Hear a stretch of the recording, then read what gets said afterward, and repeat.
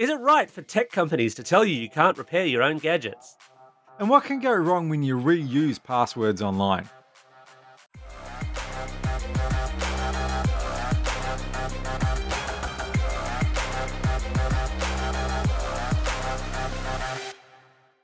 Vertical Hold is proudly brought to you by Aussie Broadband, changing the game with their award-winning network and Australian-based support. Hi there. Welcome back once again to Vertical Hold Behind the Tech News. Each week we sneak across the state borders to catch up with Australia's leading technology journalists and dive into the big tech stories of the week. I'm Alex Kidman, and I'm joined in the virtual Vertical Hold studios by the one and only Adam Turner. Adam, this week, look, I'm vaguely aware that there's this thing called the Olympics on. They shouldn't be on, there's a pandemic, but that's a story for another time. But as the regular listeners will know, sports is not entirely my thing, but there was a sports story that grabbed my attention.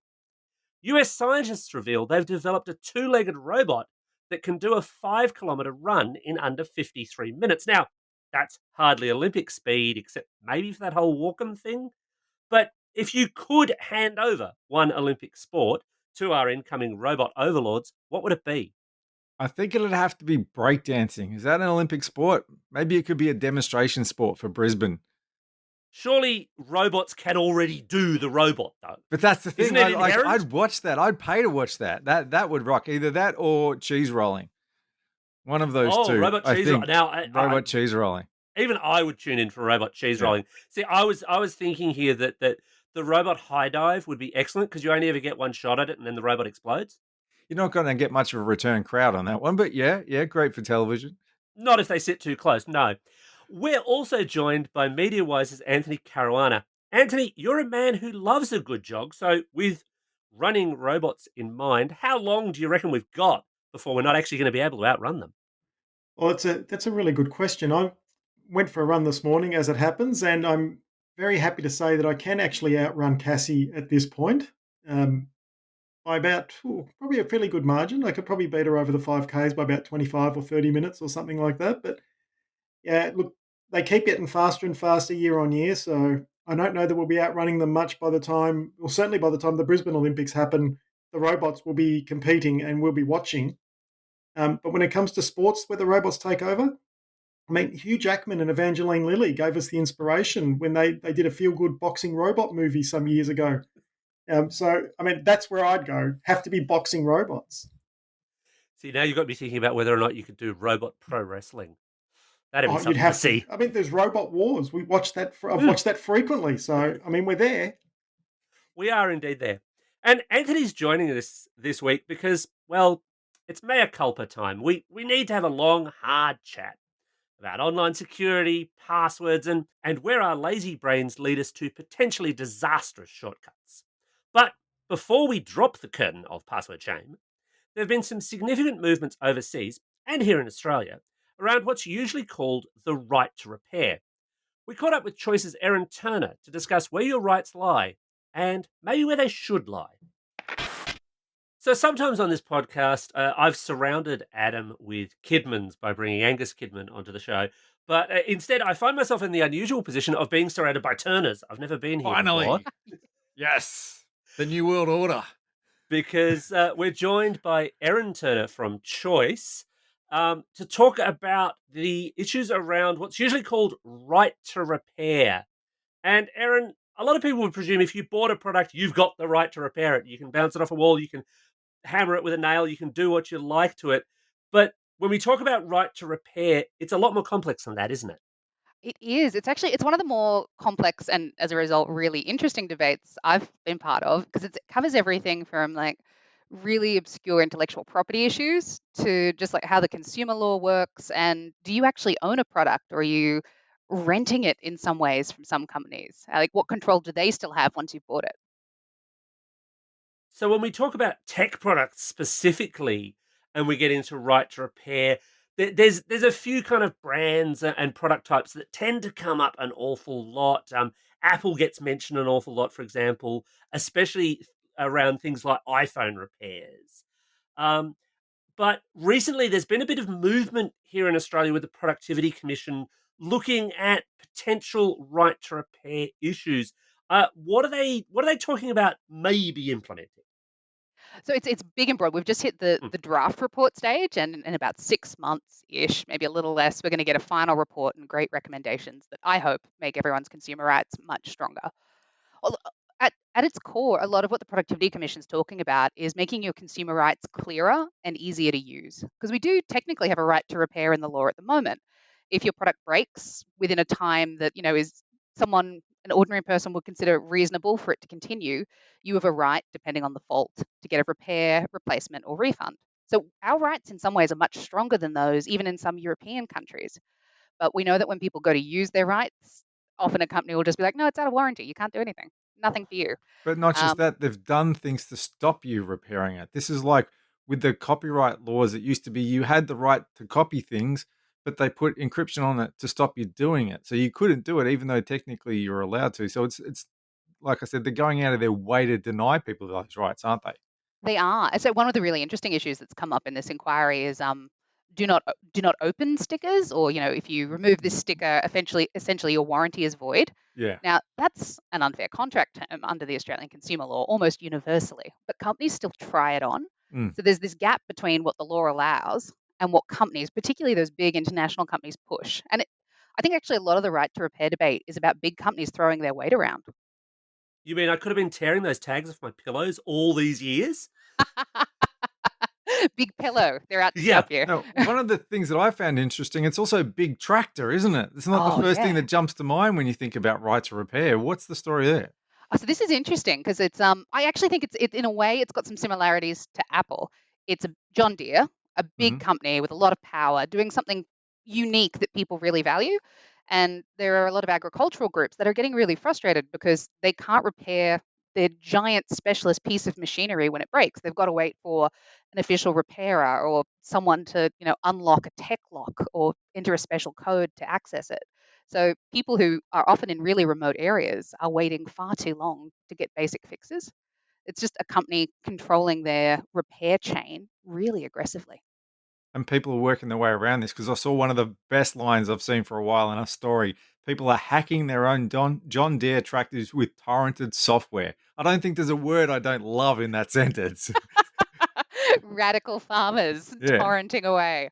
Yeah, look, it's about that control and ease piece. Because I mean, if you're thinking about people using this equipment, it's not like they're often in areas that are convenient for repair people to get to. I Yeah. really, I understand the frustrations behind that behavior. On the Apple front, though, I mean, for a lot of people, there's probably one of those little, mid mall, tiny phone repair places that will offer to do the repair, typically at a cost quite a bit cheaper than Apple. And the pricing is another part of the whole right to repair story, isn't it? It is. So, like, there's really two repair issues that come up: individuals not being able to repair their own products, and people not being able to go to someone who is an expert to get a repair. And I think that's actually really important with tech because while there are some experts who can crack open a laptop, people like me are not in that category. I want to be able to go to an expert. Um, but some companies don't provide the technical information or even the spare parts to enable that secondary repair market, is what the Productivity Commission calls it. Um, and Apple in particular can be really restrictive in terms of who they work with to let repairs happen. That reminds me of the fight that they had for a long time about whether you could get your car serviced under warranty and whether you had to go back to the original manufacturer's dealer like Holden or Ford or whatever, or if you could take it somewhere else. That dragged on for a long time, didn't it? It did, and we got a really lovely result for that. So the Consumer Affairs Minister just passed an information requirement. So basically, car companies have to share information with independent repairers because most of a lot of car repairs these days require access through software or Yeah. special codes. So now they just have to provide the information, and hopefully we'll see a change there because there's big pricing gaps. If a company is controlling a repair and servicing market, they can really abuse customer trust and take advantage on price. It's great when there's competition at that level. Wasn't it Apple's $150 battery suddenly became a $30 battery at one point when they It's someone leaned on them and said this is not cool? Exactly. Like if there's competition in the repair market, you're going to see cheaper prices, but also a different quality of service, particularly in time. Mm. We spoke to a lot of people about issues with laptop repair. There are some brands that are really restrictive around how you can get a repair. And Australians get really frustrated because you might have to send your product overseas for a repair. So you're waiting weeks Yeah, that's to get crazy. something back. It is, it's madness. When someone is likely has the skills near you, but maybe doesn't have the spare parts or the approvals they need to crack something open. You mentioned the kind of the broadness of Australian consumer law, and it's definitely a strength. This whole idea that I think the typical line is something like, products should be fit for service for a reasonable period of time relative to their cost, or words to that effect. Um, but it's beyond that cost. It's a bit difficult at the moment to kind of work out. You can look at a device and go, well, I think that one might last this long, or it might last that long, or whatever. But you don't have a really good benchmark for this is a good one, this is not so good, but it might be cheaper. You might be happy with those trade-offs, but you just don't have that information. That's another thing that's been called for around this kind of right to repair idea, isn't it? Yeah, this is something Choice is working really hard on because we see consistently like the strength of the consumer law is it's broad, but Hmm. then it's also its weakness. So if something breaks and you're like, oh, could it still apply under the consumer law? You've kind of got to make your argument and case, and it sometimes companies don't listen. So the Productivity Commission has said at minimum the ACCC should develop guidance about how long products should last. And we think that's great. I'd love to see some really official guidance, like a fridge should last X years. But we actually need more than that. You need information when you're buying something. So you know that, oh, this fridge is expected to last 10 years, this one will last 15. And that'll really sway you when you're thinking about, is it worth spending the extra few hundred on various products? How do you judge that when it comes down to how they've skimped in the manufacturing process? Because we all know that things don't last as long as they used to. That's not just our imagination. It used to be that you would buy a fridge and it would last for 30 years. Um, and manufacturers deliberately make things to not last that long because they want you to buy a new one. So they could claim, oh, but we've built it and it only lasts 10 years. That's as long as it lasts. But they're cutting corners to make sure it only lasts 10 years. So if you wanted to do it like really well, if you wanted to set up the best scheme possible, it'd have to be an independent scheme with testing. And this Yeah. is where Choice is like, all right, we know what we're doing here. We Yeah. can All right. test. Stand back. Yeah. Yeah, it's our nerdy time to shine. Yeah. There are actually some really good testing procedures that have been started to be developed by groups like Prompt over in the EU. And they look at a combination of things like just longevity tests, get two washing machines and run them for as long as they can. And that'll Yeah. tell you which one will last longer. And you can also do things like product teardowns. We've done occasional ones in our labs, and you do see differences. Like some products, they have components where you can easily take them apart and access parts to replace them, or they have parts that are using metal screws that you can take off. The worst products, everything's glued together, nothing Yeah. can be taken Mm. apart. And Yeah. that really matters. You want to be able to make that distinction when you're in a store, but you can't crack the back of a washing machine and check it out. You They, can, but they you've tend voided the to, yeah, warranty. They would they tend they'd to get a probably be a bit bit worried to have me do cranky it. if you do it in Yeah. store. And I mean, you get groups like iFixit, for example, Yeah. who do a lot of quite interesting work if you're interested even in just seeing what's inside these things. But they also do kind of repairability scores. That also kind of spins around to something that I think the EU, or at least France, I think, has guidelines on things like spare parts availability. Because it's not just how long is it going to last; it's when it goes, am I going to be able to get the widget I need to get it going again?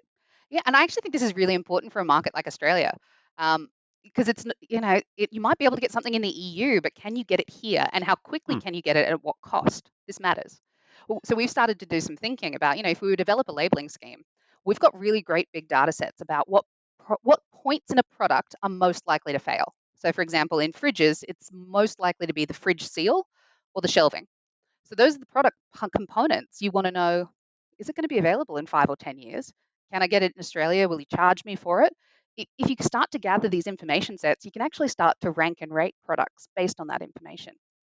How feasible is that though if they bring out a new model every couple of years that changes the design so it doesn't have the same shelves, for example, as the one before? Are they really going to keep making the old shelves for 10 years or make 10 years worth of the old shelves?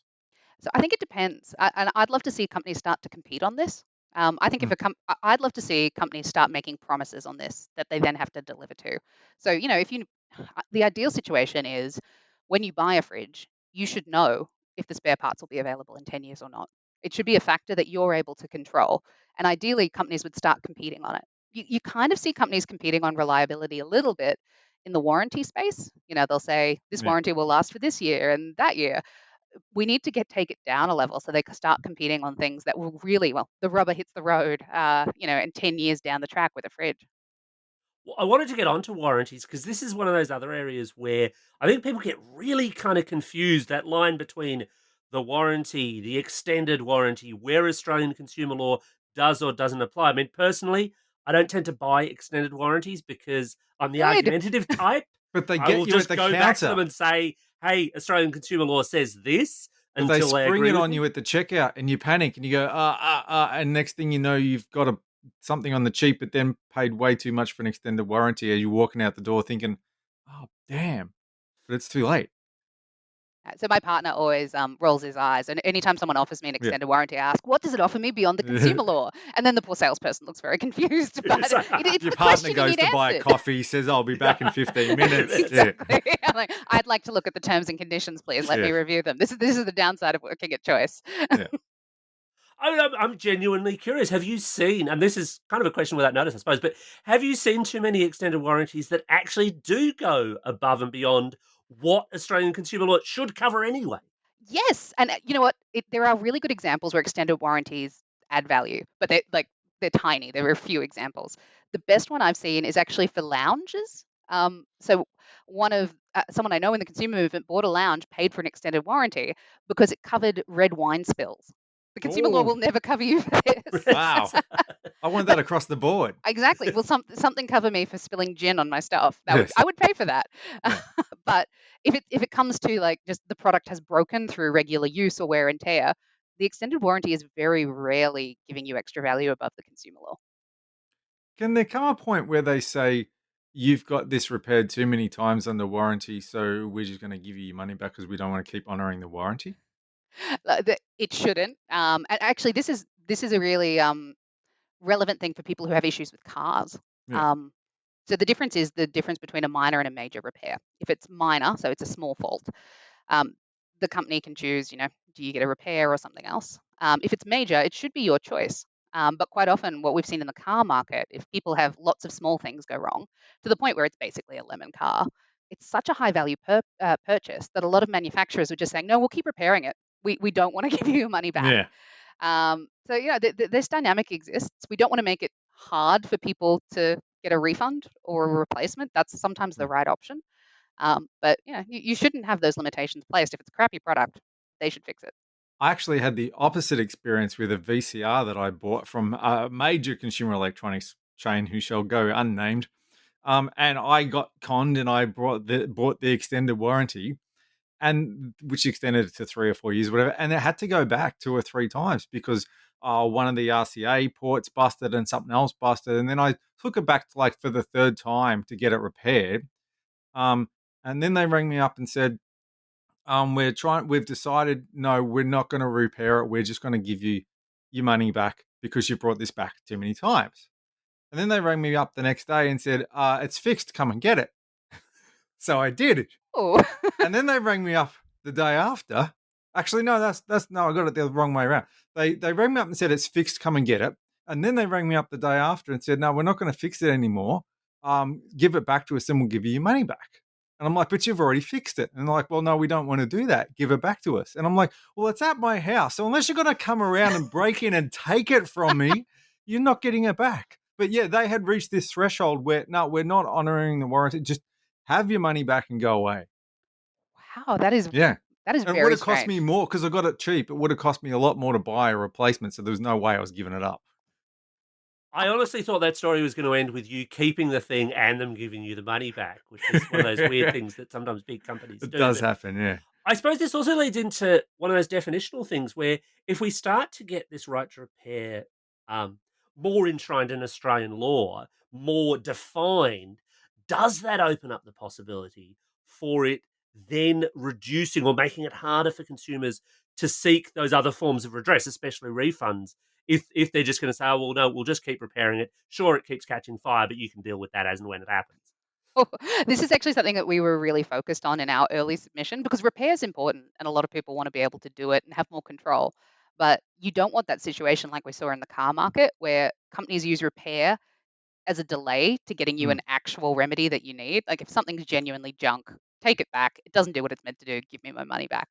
Um, our broad sense is that the consumer law in principle is fantastic. It's really about enforcement and ability to use it when it comes to, that point when something's gone wrong. We can do a lot more with right to repair by giving people great information at the point of sale, though. I think that's going to lead to more people buying really good products. How should that look? Because I Ooh. mean, at the moment, people are quite used to kind of things like Energy Stars, for example, or water efficiency, or so on.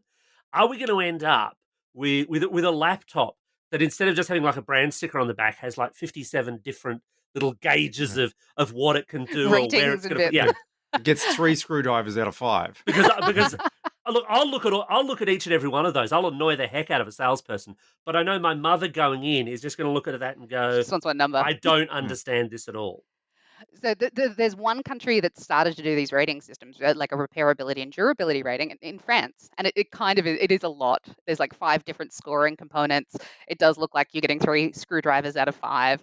It's an excellent start, but I think if we're thinking about something that's usable for people, you want a lot of detail behind it, but you want something that looks like the energy or the water rating system. Mm. So you can Mm. just literally, 2 fridges, that one does better than that one.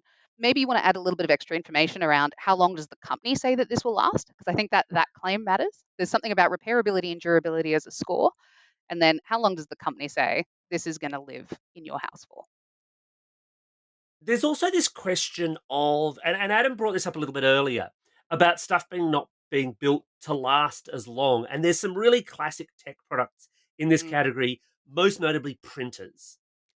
And we've talked about printers on the show actually not that long ago in terms of the whole, you buy it and the ink that's in it is worth more than the printer Everybody's got a itself. printer horror story. Um, this is an issue within right to repair as well, isn't it? When something's not worth repairing because it's been built so cheap and awful.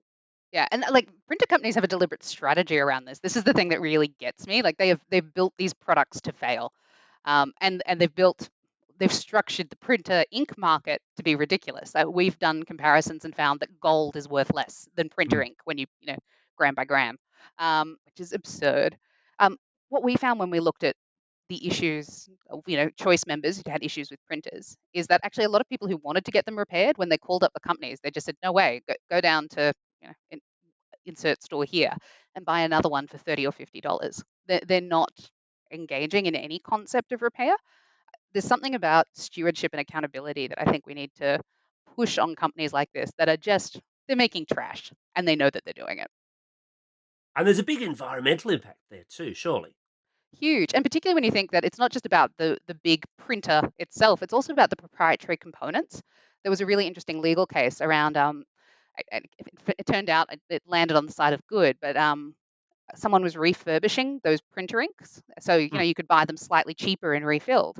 And it was, secondary market, really interesting. And the brand behind it tried to step in and legally quash that using an intellectual property argument. And the fact that they even thought they could do that, that stopped someone reusing components to, serve customers and deliver an environmentally friendly outcome, that tells you what these printer companies are trying to do. One of the other arguments I've seen there, though, is, and we're veering back towards Apple actually in a way, is the security side of things. Yeah.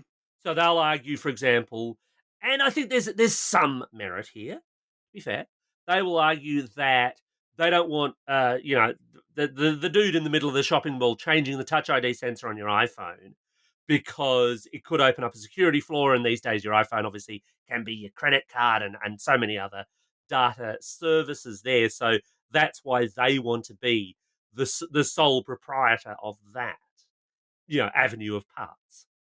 Yeah, that argument's come up as well as one around, secondary markets. There's no controls on quality.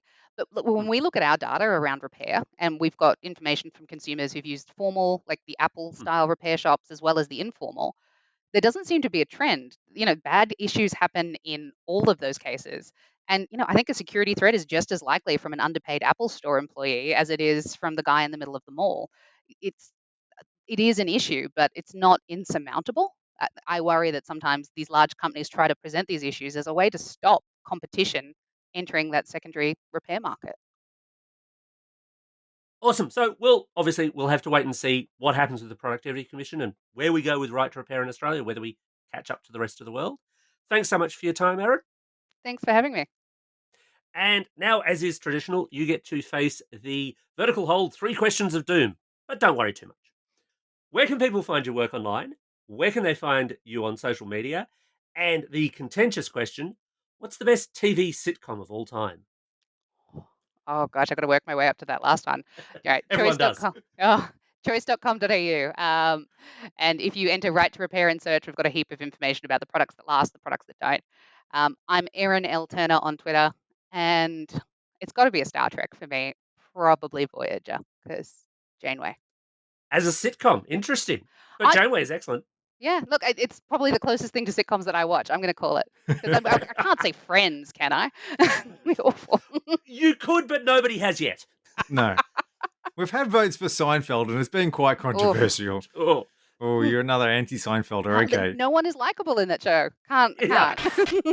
So this week I was browsing the tech news pages and I hit upon a tale of woe of someone having their online streaming service account passwords compromised. And I thought, who is this person? And why did they not know about these things? Then I looked at the byline and I thought, Adam Turner.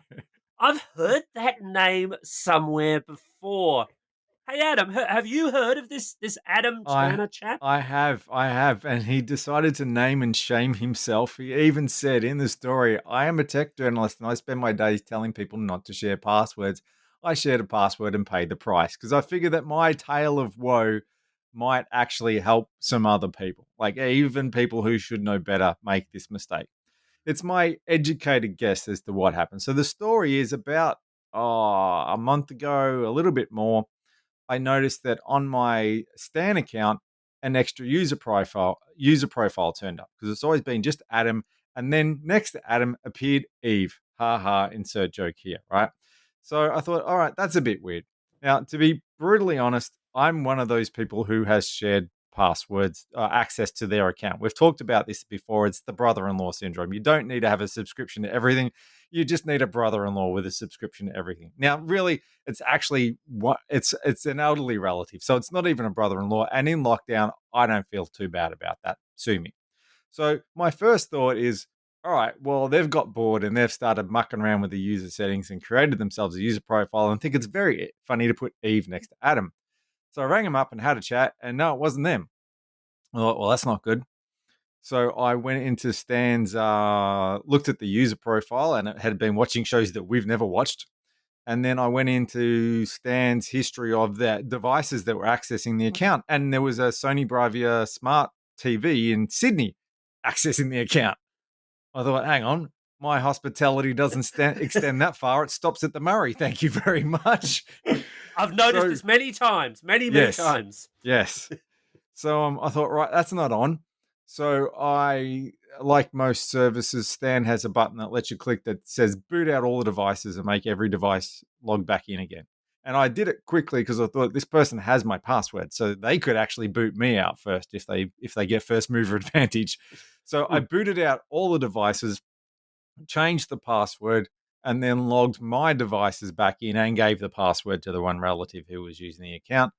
And Eve has not reappeared. So they were halfway through watching the series Miracle Worker Dark Ages, and I haven't watched any more episodes. So I'm sorry, but if you're listening, you're going to have to go and get your fix elsewhere. So, of course, at this point, I'm thinking, well, I'm pretty careful when it comes to security things. How did this person get into my account? So I went and had a look through my password manager and my long list of passwords and went, okay, I've used that password once before. And to be perfectly honest, the password manager that I use has been warning me. It pops up a thing every now and then and says, you need to do a password check because you've reused a few passwords. I'm like, yeah, whatever. So what you're saying, Adam, is that I should actually grab the newspaper that this article was in, roll it up, and beat you over the head with it a few times. Pretty much, yeah. So what I figured out is that many moons ago, I used the same email address and the same password to sign up for a DNS workaround service that you used to sneak into Netflix from another country. So by default, if you watch Netflix in Australia, it knows you're in Australia. This could make it think I was in America so I could watch American Netflix. I don't really bother anymore because most of what you want to watch on Netflix is here anyway. And normally when I sign up for new services, I create an email alias that I only use for that service or for one or two services, and I don't share with anybody else, which And the makes it reason you harder to and break for into my those accounts. catching up, Adam, why do you do that? Why do you want a new email address It's for funny you every should service? ask. Because then, well, put it this way, you might have looked around and found some of my public email addresses, and you can go over to Amazon and iTunes and Netflix and try and break into my account all day. Those accounts don't exist because I Adam is use not strictly one-off. speaking advising you to do this, people, by the way. Yeah, He doesn't want you to. to try and break. But what I'm saying is, I use email addresses that nobody knows and that I don't use for anything else. So that makes me harder to find and harder to break into. And I think while it's a little bit of a hassle, the email service that I use makes it fairly easy to create aliases. And because if you're using a password manager to keep track of it all anyway, it's not a big deal. And it definitely helps. But again, I'd made the mistake of using the same password and the same login for this other service. So my educated guess is that somewhere along the line, this DNS workaround service got hacked and somebody stole their long list of usernames and passwords. Now, I did a check on Have I Been Pawned, and it's not listed there as a service that's been hacked. But that's my educated guess. So that got hacked, and then the hackers either sold that list on the dark web or dumped it somewhere on the web where other people could grab it. And then someone else has come along and grabbed this list and thought, oh, this is a really useful list. I'm going to go and see if these login and passwords work on all these other services. It's called credential stuffing. And because it was a DNS workaround service, you can assume, all right, this person's probably got a Netflix account. They've probably got a Stan account. They've probably got a HBO account. So they went through all the streaming services and hit the jackpot when they took my login and my password and put it into Stan. So how do they make money out of this? They go and set up a dodgy website where they sell cheap access to streaming services. And we know this happens because people got caught. And there was an Australian case recently where someone was convicted of doing this and selling a lot of logins and passwords for different services. So my guess is that Eve in Sydney went into lockdown, thought, I want to watch Stan. I can't be, bothered going and paying for a subscription like everybody else, or apparently even setting up a 30-day trial. So I'm going to go on this dodgy website and pay a couple of bucks and buy a login and password, and they got mine. Why Eve was dumb enough to create her own profile, I don't know, because if she hadn't have done that, I probably never even would have noticed she was there. It's interesting. I had a similar experience a couple of years ago with Netflix, where my Netflix account got hijacked and I actually got completely locked out of it. Ooh. Which was a bit annoying. Yeah. But I contacted the good people at Netflix on the phone and they resolved it in about 10 minutes. Okay. Which goes to tell you that this happens a lot. Yeah. Because they basically said, oh, that's fine, we can fix that. And they restored everything back to exactly how it was. And they suggested I change the username and password. So I used a different email address and password. But like you, I got caught out with password reuse. And yes, I have preached it many times to many people, don't reuse passwords and usernames, and I did that. When you look at your keychain list on an iPhone, it actually says you've got 43 reused passwords, for example, and I've been systematically working my way through changing all those accounts or deleting them because I've got user accounts for services that don't exist anymore because I've, like probably you guys. Well, 43, but there was an age of laziness where we didn't have to worry about this, 10 years ago. So there's a lot of those services which their passwords are reused, but the services don't actually exist at all anymore. That's what tends to get me as well. It tends to be the old ones that are set up a long time ago. Yep.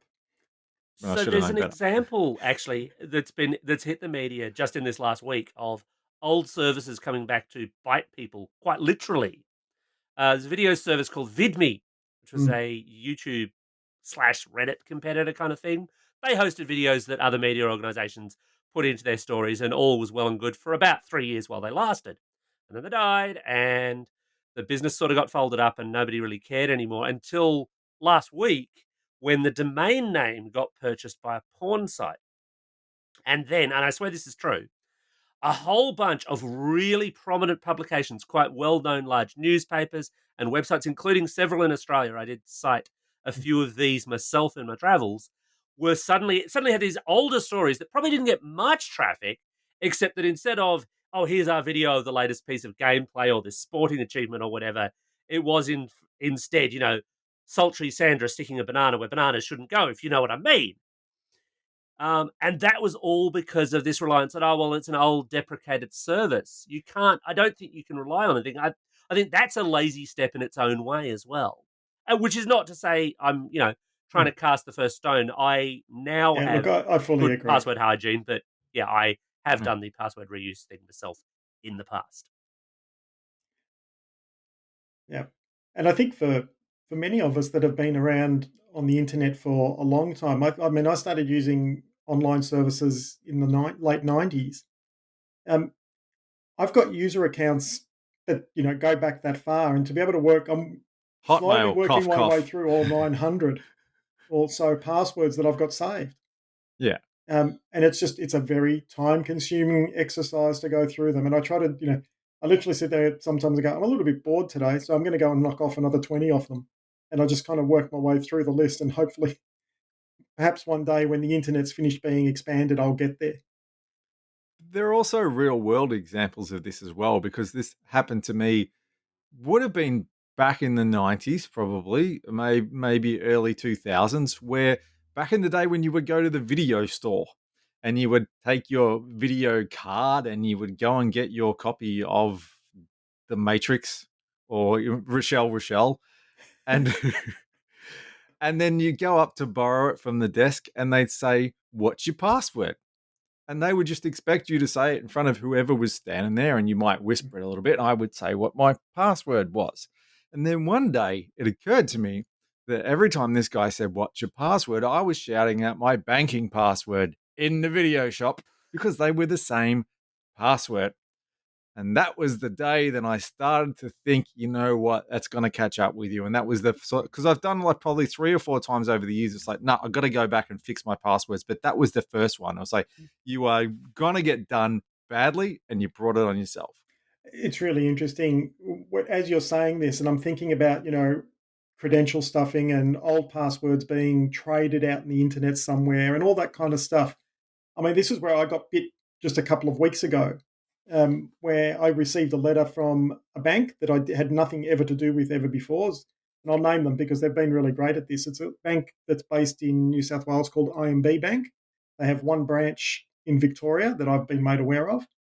But someone created a bank account at that bank using my my full name, so first name, middle name, last name, my date of birth, my home address, but they also used my driver's license number to verify the identity. So I didn't know this until I phoned them, because I got the letter from the bank saying, congratulations, you have a new account. So I picked up the phone and said, hi, I don't have a new account because I didn't do this. And they said, oh, let us refer you straight to our fraud team almost instantly, which was fantastic. And they did. And they said, oh, this looked dodgy from the outset. We've actually already blocked the account, so nothing can happen with it, which was really great. So they picked it up almost immediately. And they said, well, the street address they gave is different to the postal address that they suggested, which is why we sent to both addresses. And I said, oh, what's the other address? And they actually told me what the other address was. And I looked it up, and it's a bike shop elsewhere in Melbourne. And I thought, well, that's a bit interesting. They also gave me the email address that had been used to register the account. So they gave me some good intel there. But then I said, how did they verify my identity? Because banks have to verify identities with 100-point checks and stuff. Yeah. And they said, oh, they provided 2 bits of information. They provided a passport number and a driver's license number. And I said, well, that's interesting. Could you tell me what data they actually provided? And they said, oh, well, the driver's license number they gave, and they correctly gave my Victorian driver's license number down to every single digit. And I said, what about the passport? And they said, oh, they used the same number, which was probably a flag that it wasn't quite right, because I know my passport number, having travelled overseas a lot, my passport number is something that's indelibly etched in my brain now. And so, not your driver's license number. The odds of that are pretty low. But I know my driver's license number as well off the top of my head. Now. I always have. It's a funny, because it's a particular sequence of numbers. It's easy for me to remember. So, and I said, oh, that's interesting. So they've done their part, which is to lock the account down, and they've sent me a letter officially advising me of that fraud and how it was perpetrated. So I've got a piece of mail from them, and that's important because I have to go to Vic Roads now to get a new driver's license issued with a new number, because obviously I don't want my real driver's license number being out there in the market. So I rang the police about this as well, Victorian Police, who very helpfully referred me to a service called ID Care, which Mhm. is I don't know if you guys have spoken about this before, but it's a public service that's out there. It's actually run by a bunch of large corporates or funded by a bunch of large corporates who are interested in making sure fraud doesn't happen. And it works in Australia and New Zealand. And I told them all the stuff that had happened. And I said, what do I do about this? And they very helpfully sent me a bunch of information, which was almost exactly a copy and paste off the Vic Roads website about what to do in this situation. But that was fine. But I went to Victoria Police as well, reported it to them, went to a police station, got an officer to sign a stat dec for me, telling me what the thing is. But the part of this that actually worries me the most is it's probably going to take at least a month for this process to run its course. And even at the end of that process, there's a likelihood that Vic Roads won't actually issue me with a new driver's license because they are very reticent to do this. They don't like issuing new driver's licenses to people. So I'm waiting now to hear back from them as to whether they'll issue a new driver's license. And if anyone from Vic Roads is out there listening, please answer my mail, because I had to send it via snail mail. I couldn't actually even go in and talk to them about it. So I had to put all this stuff on paper and put it into an envelope with a stamp and put it in a red box and all that old stuff. But I'm hopeful that it does get resolved. But it's actually quite disconcerting to know that piece of information has somehow ended up in the public domain or in a domain where bad guys can get it. And I still don't know how that happened. Well, that's what I was going to say. If you've got any theories, because we haven't been anywhere in the last 18 months. We're Melburnians. We've only just been let out of the house in the last week. The only thing I can really think of where that's happened is that Scouts Victoria last year was breached. Yeah. And a huge trove of personal information was stolen in that breach. And they reported it through all the appropriate channels where they've got to report it to the Privacy Commissioner, and it was reported in the press as well. And that was because I've got kids involved in the scouting movement. I had to, as an occasional parent helper, I had to provide some personal information so they could verify that, I am in fact who I say I am. The whole working with children check kind of thing. Yeah. All of that stuff, but it's a bit more in depth. They actually wanted a really full identity check. So I'm pretty sure I actually gave them my driver's license number so that they could verify my identity and all that kind of stuff. But that was in the trove of data that was stolen. So my suspicion is that it's that data that's actually probably out there somewhere, which is why I want a new driver's license number. That's a fairly in-depth tale of woe. The closest I think I've ever come to that was in the early 2000s. My bank called me up and said, "Oh, we're cancelling your credit card." And this wasn't a phishing attempt to, get my details or anything. They were cancelling my credit card. And it wasn't because I was broke either.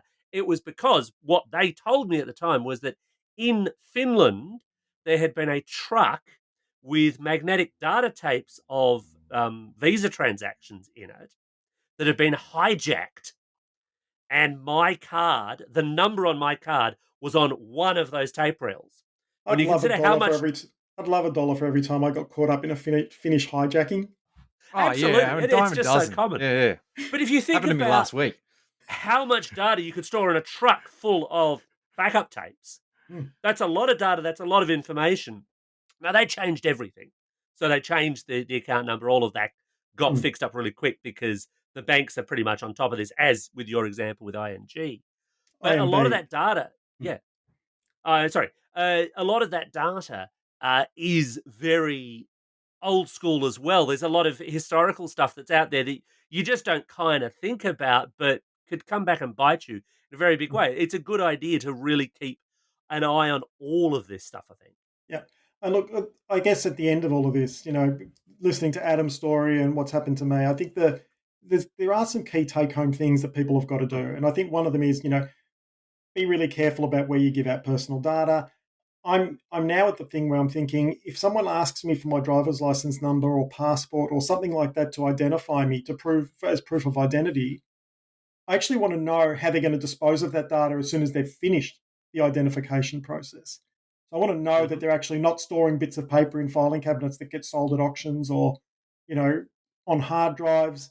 I mean, oh gosh, I could tell you stories about a place I used to park my car and they kept my Amex number in a spreadsheet so that they could process the payments promptly for me. And I saw that spreadsheet more than once with a lot of credit card numbers on it for all their customers at the time. So, I'm probably going to be a bit more careful about asking questions about how my data is stored and retained and disposed of. But I think the other one is also, I think everyone should have their credit rating. No, they should be notified of their credit rating every month to make sure to look for changes. We had a personal case of that, last year at home where my wife's name was used to create to take out a mobile phone account that was defaulted on, and that killed her credit rating. And we didn't realise it until we actually went to our bank to do some other financing. So, actually monitoring your credit rating is a really good way to make sure that financial fraud's not happening or in progress. Because even when someone makes an inquiry for your finance, that appears on that report.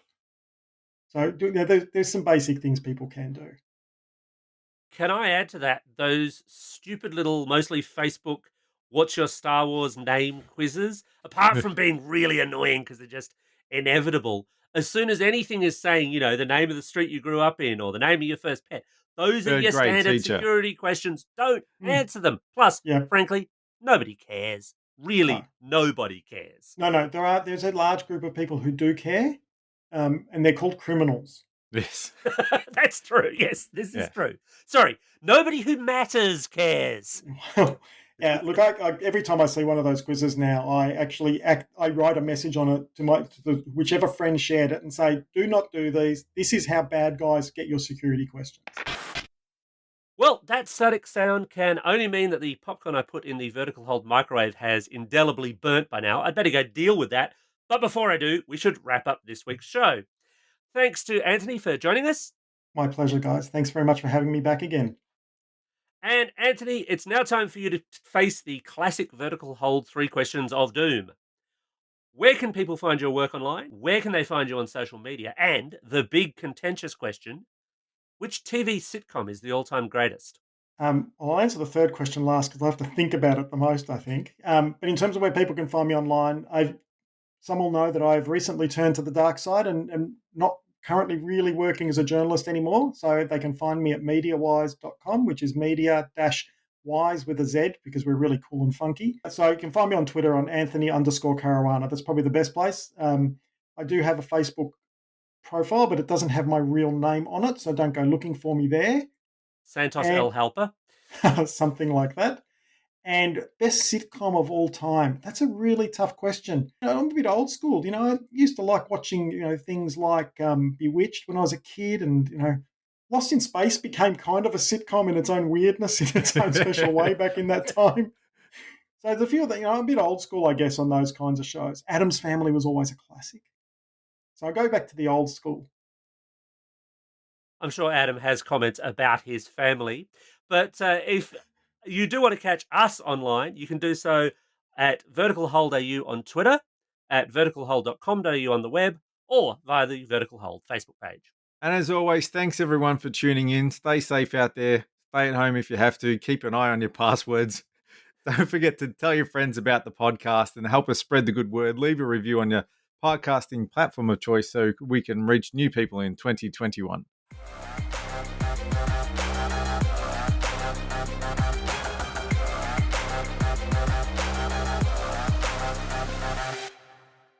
Vertical Hold is proudly brought to you by Aussie Broadband, changing the game with their award-winning network and Australian-based support.